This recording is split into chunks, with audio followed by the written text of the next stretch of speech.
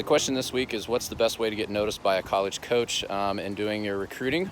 I think just being active, sending emails, potentially sending some texts, making a few phone calls to the coaches, posting a lot of videos on YouTube of your progress, skills that you're doing, not just the best of the best, but also the progress, the more video footage that a coach can see, the more that we can evaluate your skills of what you have now and potentially what you could do in the future.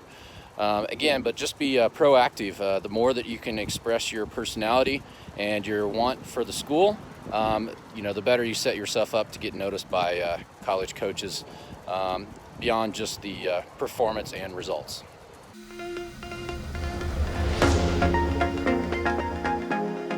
In my opinion, the biggest challenge moving from one level of competition to the next, so from high school swimming to college swimming, would have to be surrounding nutrition.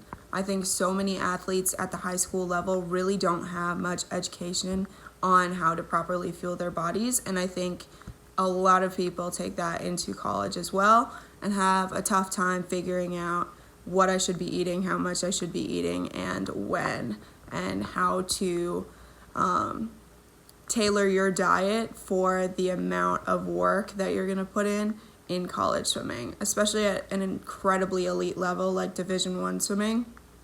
I think that is such a key factor in success in athletes, and it helps eliminate burnout as well and fatigue and overtraining.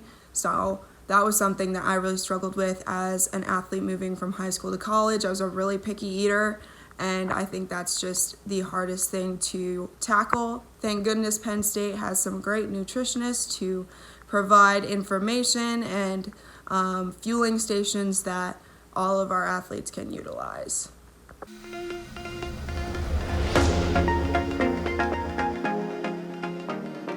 Would I rather coach a polished swimmer who is already great or a swimmer with big potential?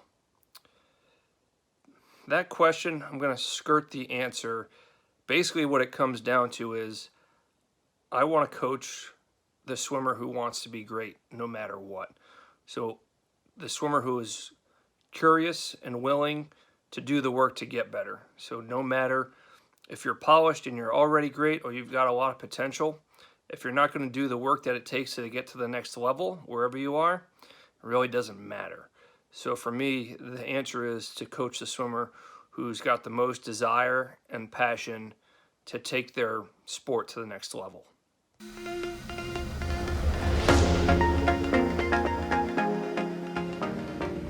All right, this week I get the privilege of answering probably the oldest question in swimming. Who's better, sprinters or distance swimmers?